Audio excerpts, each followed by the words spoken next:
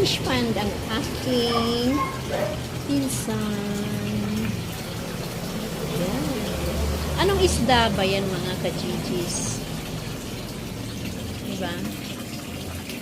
Ay, namatay yung iba nung bumaha.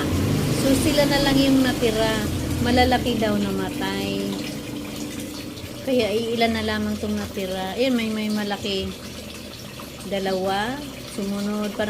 Parang big, medium, tsaka small. Tsaka smallest. Diba?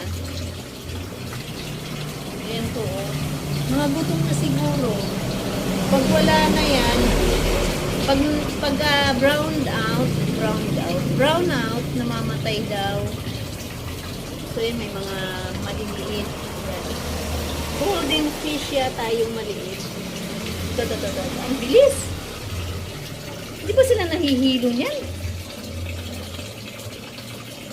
So dahil yun ay goldfish, ayan, ito naman ay orange fish. Maybe.